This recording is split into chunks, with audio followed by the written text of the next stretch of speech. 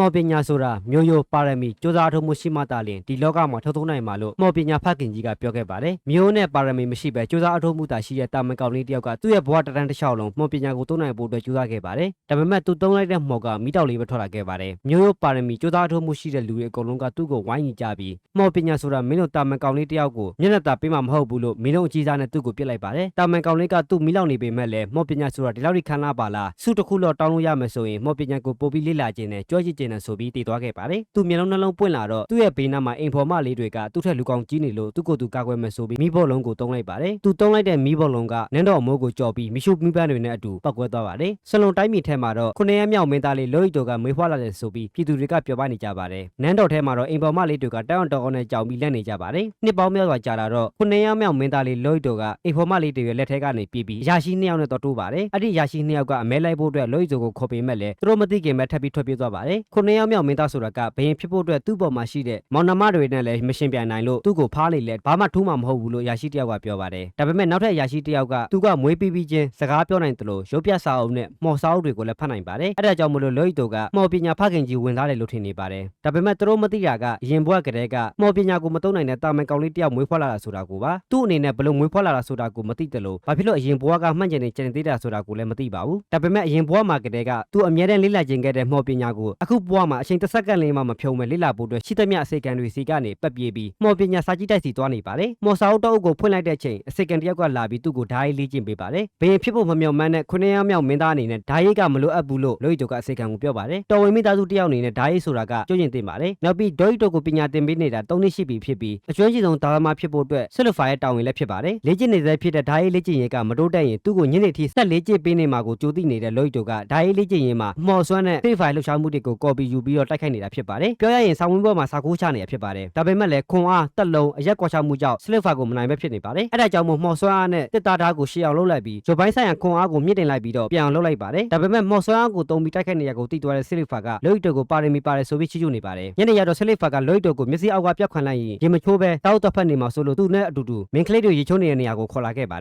ယ်လောဟိတိုကအတင်းရုပ်ဆွတ်နေတော့တခြားမင်းကလေးတွေကပြောစကားနားမထောင်တဲ့လူကတိုင်းမြစ်စာအုပ်ထက်ကနဆိုးကြီးစီမှာအစားခံရလိုက်မယ်လို့ပြောပါတယ်ဟိုးရှိတုန်းကသူတို့အခုနေထိုင်နေတဲ့ဆက်လို့တိုင်းပြည်ကိုနဆိုးတကောင်ကပြစ်စိလို့နေပါဖြစ်အောင်လုပ်ခဲ့ပါတယ်ဒါပေမဲ့မော်စရာတွေရဲ့အနစ်နာခံမှုကြောင့်အဲ့ဒီနဆိုးကိုစာအုပ်ထက်မှာချက်ပိတ်ထားနိုင်လိုက်ပါတယ်အဲ့ဒီနဆိုးကဂရင်းမိုဖြစ်ပြီးဒီနန်းတော်ရဲ့မြေအောက်ခံစာကြည့်တိုက်ထဲမှာချက်ပိတ်ထားပါတယ်အဲ့ဒီစကားကိုကြားသွားတဲ့လောဟိတိုကညရောက်တော့မော်ဆွမ်းနဲ့ကိုဖြောက်ပြီးမြေအောက်စာကြည့်တိုက်ထဲကိုရောက်သွားပါတယ်ဝင်ပေါက်မှာမော်စရာ10ယောက်ကတကားမဖွင့်နိုင်အောင်လို့မော်ဆွမ်းအားတွေတုံးထားတာကြောင့်ဘယ်သူမှဝင်နိုင်မှာမဟုတ်ဘူးလို့လုံခြုံရေးတွေကပြောပါတယ်လောဟိတိုကတော့အေးဆေးဆေးလေးနဲ့ပဲတကားကိုတော့ဖွင့်ပြီးတော့စာကြည့်တိုက်ထဲကိုဝင်သွားပါတယ်စာအုပ်တွေကိုယူပြီးဖတ်ဖို့လုပ်နေတဲ့အချိန်စာအုပ်ထဲမှာချက်ပိတ်ခံထားရတဲ့နတ်ဆိုးဂရင်းမိုကရောက်လာပြီးသူ့ကိုချက်ပိတ်ထားတဲ့စာအုပ်ထဲကလွတ်ပေးနိုင်ရင်ပျောက်ဆုံးနေပြီဖြစ်တဲ့ရှေးဟောင်းမော်ပညာကိုသင်ပေးမယ်လို့လောဟိတိုကိုမြှူဆွဲလိုက်ပါတယ်မော်ပညာကိုအယူမှုဖြစ်နေတဲ့လောဟိတိုကလည်းလွတ်ပေးလိုက်ပါတယ်ဂရင်းမိုကသူအပြင်ရောက်ချင်းမော်ဆွမ်းနဲ့လောဟိတိုကိုတိုက်ခိုက်ပေးမယ်လေလောဟိတိုကမော်ဆွမ်းနဲ့ကာထားလိုက်ပါတယ်ဂရင်းမိုရဲ့ဖွဲ့စည်းပုံဒီဇိုင်းစွမ်းအားတိုက်ခိုက်ပုံတွေကြောင့်လောဟိတိုကစိတ်ဝင်စားသွားပြီးနောက်ထပ်ပူပြင်းတဲ့မော်ဆွမ်းအားနဲ့တိုက်ခိုက်လို့ပြောပါတယ်ဂရင်းမိုကမော်ကရာနှစ်ခုကိုပြန်ယူသုံးနိုင်ဖို့အတွက်နောက်ထပ်ခေါင်းလုံးထွက်လာပြီးမော်ဆွမ်းအားနှစ်ခုပေါင်းလိုက်ပြီးတော့လောဟိတိုကိုတိုက်ခိုက်လိုက်ပါတယ်အဲ့ဒီတိုက်ခိုက်ပုံကိုမြင်လိုက်ရတဲ့လောဟိတိုကအရင်ကစိတ်လှုပ်ရှားနေပြီးအဲ့ဒီတိုက်ခိုက်ပုံတွေကိုတင်ကျင်နေပါတယ်နဆိုးဂရင်းမိုကသူ့ရဲ့အကောင်ဆုံးတိုက်ခိုက်မှုတွေကိုမဖြုံတဲ့လောဟိတိုကိုမနိုင်မှန်းသိတော့ထွက်ပြေးဖို့လုပ်ပေမဲ့လေလောဟိတိုကအကာရန်တစ်ခုနဲ့တားဆီးလိုက်ပါတယ်ဂရင်းမိုရဲ့ကာကွယ်တဲ့မော်ဆွမ်းကိုပြပါအောင်ဆိုပြီးလောဟိတိုကထပ်ပြီးတိုက်ခိုက်လိုက်ပါတ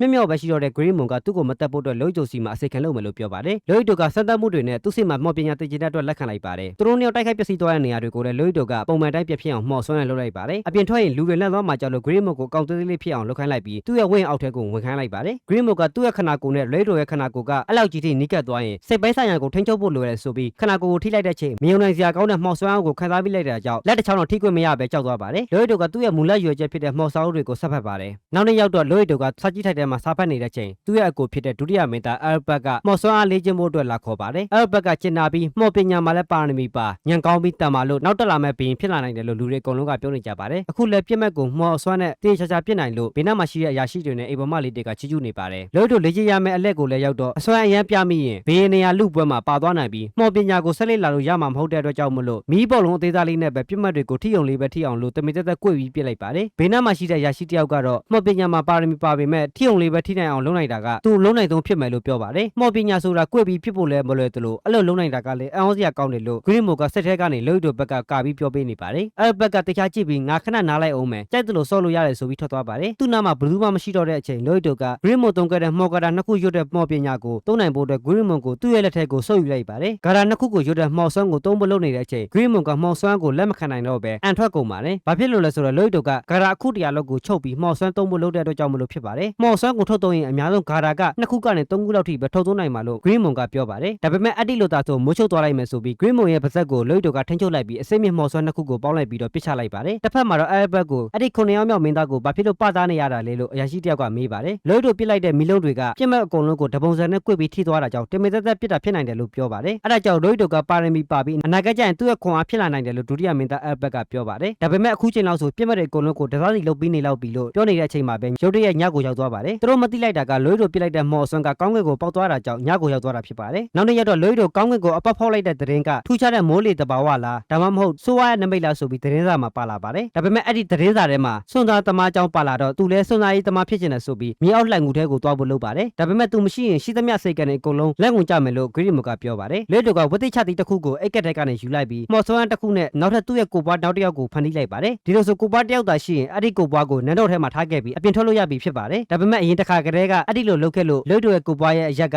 0.07 မီလီမီတာရှည်သွားတာကိုဆီလီဖာကရိပ်မိသွားတာကြောင့်ဒီတစ်ခေါက်မှာတော့ Green Moon ရဲ့ဝိညာဉ်ကိုပွားတဲ့ထည့်ပြီးနန်းတော်ထဲကထွက်လာလိုက်ပါတယ်။တစ်ချိန်တည်းမှာပဲ Green Moon နဲ့ဆက်သွယ်ပြောဆိုလို့ရတာကြောင့်မင်းတို့အစိခံမျိုးရထားတာအရန်ကောင်းတာပဲလို့ပြောပါတယ်။စွန့်စားသမားဖြစ်ခြင်းပေမဲ့လည်းစွန့်စားဖို့အတွက်မြေအောက်လှန်ကူကိုရှာမတွေ့တာကြောင့်လွိတိုခက်တွေ့နေပါတယ်။အဲ့ဒီချိန်ဘလူးတွေနဲ့တိုက်ခတ်နေတဲ့ကောင်မလေးတက်ကိုလွိတိုတွေ့လိုက်ရပါတယ်။အဲ့ဒီကောင်မလေးကခီးဆိုတဲ့စွမ်းရည်ကိုအသက်ရှူပြီးမြုံလန်စရာထက်နှီးတွေကိုတုံးပြီးတိုက်ခိုက်နေတာကိုလွိတိုကသူ့စောက်ထဲမှာဖက်ခတ်ပူကြောင်း Green Moon ကိုရှင်းပြနေပါတယ်။ဒါပေမဲ့အဲ့ဒီကောင်မလေးကအရန်ဝေးတဲ့အကွာဝေးကတော့လွိတိုကိုသတိထားမိသွားလို့လွိတိုလည်းလူလုံးထွက်ပြလိုက်ရပါတယ်။ဒါပေမဲ့အခုပုံစံနဲ့သာထွက်သွားရင်စလုံတိုင်းမီရဲ့9မြောက်မင်းသားဆိုတာကိုသိသွားမှကြောက်လို့သူ့အကိုရဲ့ခန္ဓာကိုယ်ကို copy ယူပြီးပြောင်းလိုက်ပါတယ်။သူ့ကိုယ်သူစွန့်စားသူအစ် Robert လို့ကောင်မလေးကိုမိတ်ဆက်ပေးလိုက်ပါတယ်။တွေ့ရင်ကျွေးစင်းသွားတဲ့ကောင်မလေးကသူ့ကိုယ်သူ B-Run စွန့်စားသူဖြစ်ပြီးကိုယ်ခွဲပညာသုံးပြသူတောင်လို့မိတ်ဆက်ပါတယ်။18နှစ်လုံးလေ့ကျင့်ပြီးစွန့်စားသူဖြစ်လာခဲ့ပေမဲ့ကြားလေးတွေကြားမှာဘဲမကြည့်တဲ့အတွက်ဒီတယောက်ကိုတော့ငါ့ရဲ့ကောင်လေးဖြစ်စေရမယ်ဆိုပြီးစိတ်ထဲကနေကောင်မလေးကကျင်းဝနေပါတယ်။လွိတိုကမြောက်လှိုင်ကူကိုသွားမယ်လဲကြားရောသူလည်းအတူတူလိုက်လိုက်ခဲလိုက်ပါတယ်။လှိုင်ကူထဲကိုရောက်တော့သူဘလောက်ထိစွမ်းကြောင်းသူဘလောက်ထိတော်ကြောင်းပြနေပေမဲ့လွိတိုကတော့မီလင်းကြောက်တွေကိုပဲစိတ်ဝင်စားနေပါတယ်။လှိုင်ကူထဲကိုသွားနေရင်လွိတိုကကီးဆိုတဲ့စွမ်းရင်အကြောင်းကိုရောဘလို့အသုံးပြုရမလဲဆိုတဲ့အကြောင်းကိုရောတာအိုကိုမေးလိုက်ပါတယ်။တာအိုကရှင်းပြနေတဲ့အချိန်အတွင်းလေးမှာပဲလွိတိုကကီးဆိုတဲ့စွမ်းရင်ကိုအသက်ရှူပြီးစလေ့ကျင့်နေပါပြီ။ဒါပေမဲ့ကီးဆိုတဲ့စွမ်းရင်ကိုအသက်ရှူနေကကျင့်သားမရဘူးဆိုရင်အဆုတ်တွေကမီးလောင်သလိုနာကျင်နေလိမ့်မယ်လို့တာအိုကပြောပေမဲ့လည်းလွိတိုကအဆက်မပြတ်လေ့ကျင့်နေပါတယ်။တာအိုလည်းပြောလို့မရတဲ့အဆုံးပြင်ထွက်ရင်သေပေးမယ်လို့ကတိပေးလိုက်ရပါတယ်။ဒီလိုနဲ့သူတို့နှစ်ဆက်သွားနေရင်လမ်းဆုံးကိုရောက်တော့ Final Boss ကိုနှိမ်နှင်းလိုက်ပါတယ်။အဲ့ဒီမှာယတနာ Boss ကိုဖွင့်မယ်လို့တော့ထောင်ရတစ်ခုကထွက်လာပြီးတိုက်ခိုက်ပါတယ်။အဲ့ဒီ Boss အောက်ကနေအယုံမိတ်စာတစ်ကောင်ကထွက်လာတော့တာအိုကကြောက်နေပေမဲ့လည်းလွိတိုကဆက်လူရှာနေပါတယ်။လွိတိုကိုအသက်အန္တရာယ်ဖြစ်မှာဆိုလို့သူတယောက်တည်းရေဆိုင်ဖို့အတွက်လွိတိုကိုတွန်းထုတ်လိုက်ပါတယ်။ဒါပေမဲ့သူဘလို့ပဲတိုက်ခိုက်ရှုံးတော့မဲ့အချိန်မှာလွိတိုကရောက်လာပြီးဝင်ကယ်ပေးလိုက်ပါတယ်။သူမကျွမ်းကျင်သေးတဲ့ကီးစွမ်းရင်အသက်ရှူနည်းကိုထက်ကမရမကလေ့ကျင့်ပြီးအယိုးကြောင့်မိတ်ဆာကိုအနိုင်ယူလိုက်ပါတယ်။ Boss တဲကနေဟောင်းလန်းနေတဲ့ဓာတ်တက်လက်ကိုယူလိုက်တော့ Boss ကမြေကြီးထဲဝင်သွားပြီးလှိုင်ကုန်တစ်ခုလုံးလည်းပြိုကျပျက်စီးလာပါတယ်။ဒါပေမဲ့ Boss ကမြေကြီးထဲဝင်သွားတာကိုဒီ Boss ကတကယ်ယတနာဖြစ်ရမယ်လို့ Boss ကိုပါဆွတ်ထုတ်ပြီးထွက်လာလိုက်ပါတယ်။တာကိုနှုတ်ဆက်ပြီးနန်းတော်တဲကိုပြန်လာတဲ့အချိန်မှာတော့ Silver ရဲ့ဓာတ်ရည်လေ့ကျင့်ရေးကိုလေ့ကျင့်ခံလိုက်ရတဲ့ Green Moon ကခေါင်းမှာအာလူးတွေထွက်ပြီးငိုနေရှာပါတယ်။ဒါပေမဲ့သူယူလာတဲ့ Box ထဲမှာတော့ညှိုးနှဲပျက်စီးနေတဲ့ဓာတ်တစ်ချောင်းသာဖတ်တင်ခဲ့ပါတယ်။အဲ့ဒီဓာတ်ကိုတန့်ရှင်းလုပ်လိုက်တော့မှော်ကာရာတွေအများကြီးထွက်လာပါတယ်။အဲ့ဒီမှော်ကာရာကိုထပ်ပြီးတန့်ရှင်းထပ်လုပ်လိုက်တော့ငွေစီမကောင်းဆိုးဝါးရဲ့ဗဟိုကိုအမွတ်လုပ်ထားတဲ့အမှုတ်ထွက်လာပါတယ်။ဒီလိုနဲ့မှော်ကာရာနောက်ထပ်အသစ်တစ်ခုကိုဖန်တီးဖို့အတွက်လိုအပ်တဲ့ပါဝင်ပစ္စည်းငွေကိုသူ့ရဲ့အဖေစီကနေတောင်းလာခဲ့ပြီးစီကိုတော့ဆီလီဖာစီကရလာခဲ့ပါတယ်။ကုန်လုံးကိုရော့ထက်အရေးကြိုပြီးတော့စမ်းသပ်ဖို့အတွက်သူ့အကိုစီကနေဓာတ်တွေအများကြီးတောင်းလာခဲ့ပါတယ်။ဒီလိုနဲ့သူတို့အကြိမ်ကြိမ်စမ်းသပ်နေရင်မှော်စွမ်းရည်နဲ့ဓာတ်တွေကလည်းတဖြည်းဖြည်းကုန်လာခဲ့ပါတယ်။ရပောင်းများစွာကြာလာတဲ့နောက်မှာတော့ဓာတ်အချောင်းပေါင်း120မှာချောင်း90လောက်အောင်မြင်ကြောင်းသူ့ရဲ့အကိုစီမှာလာတင်ပြပါတယ်။စစ်တီတော်တယောက်ကသူ့ရဲ့ဓာတ်ကိုဒိန်ထဲထည့်လိုက်တော့ဒိန်ကနှစ်ချမ်းကွဲသွားပါတယ်။ကျန်တဲ့ဓာတ်တွေကိုဘလောက်ထိထက်ကြောင်စမ်းသပ်ဖို့အတွက်မကောင်းဆိုးဝါးဖမ်းပွဲကိုအဲ့ဘက်ကလွိတိုကိုခေါ်သွားလိုက်ပါတယ်။သွားနေတုန်းလက်မှာမြေခွေးမိတ်ဆာတိုက်ခိုက်မှာကိုလွိတိုကကြိုသိနေခဲ့ပါတယ်။တာအိုလေ့ကျင့်ပေးထားတဲ့ချီဆွဲရင်တက်ရှူနီးကိုတုံးပြီးကြိုသိနေခဲ့တာဖြစ်ပါတယ်။တကယ်တမ်းလည်းတိုက်ခိုက်တော့လွိတိုလှုပ်ထားတဲ့ဓာတ်တွေကအရက်ထက်လွန်းလို့စစ်သားတွေတောင်ဓာတ်ကိုပထမအဆုံးစကင်မှုတဲ့ကလေးတွေလိုလန့်နေကြပါတယ်။အဲ့ဒီအချိန်မှာမြေခွေးမိတ်ဆာတကောင်ကလာတိုက်ခိုက်တဲ့အချိန်တာအိုကရောက်လာပြီးဝင်ကယ်ပေးလိုက်ပါတယ်။တာအိုကတော့အရင်တော့ရုပ်ဖြတ်ထားတဲ့လွိတိုကိုမမှန်းမိပေမဲ့လည်းကီအသက်ရှူနီးကိုရုပ်မိတာကြောင့်တနည်းဝင်နေပါတယ်။ဒီလိုနဲ့စကားတွေအပြန်အလှန်ပြောပြီးတဲ့နောက်မှာတော့မကောင်းဆိုးဝါးတွေကိုဖမ်းဖို့အတွက်တာအိုကလမ်းကြုံလိုက်လာခဲ့လိုက်ပါတယ်။နှက်ကြောင်ဟောင်းတစ်ခုကိုပြေဖို့အတွက်တာအိုကိုငားရတာဖြစ်ပါတယ်။အဲ့ဒီချိန်အမောင်တော်တဲကနေတာမန်းဝင်ပလီတကောင်ကထွက်လာပြီးသူတို့တွေကိုတိုက်ခိုက်ပါတယ်။ဒါပေမဲ့အဲ့ဘက်ကလွိတိုလှုပ်ထားတဲ့မော်တာကိုအသုံးပြုပြီးမီးပေါ်လုံးနဲ့ပစ်လိုက်တော့မှတာမန်းဝင်ပလီလည်းတည်သွားခဲ့ပါတယ်။တာအိုကိုပြင်ဆင်ဖို့အတွက်ငှားထားတဲ့ကြောင်အဟောင်းတစ်ခုကမကောင်းဆိုးဝါးတကောင်ကိုချက်ပိတ်ထားတဲ့နှက်ကြောင်ပဲဆိုတာကို Green Moon ကလွိတိုကိုသတိပေးလိုက်ပါတယ်။ခုနတုန်းကနှိမ်နှင်းထားတဲ့တာမန်းဝင်ပလီကအ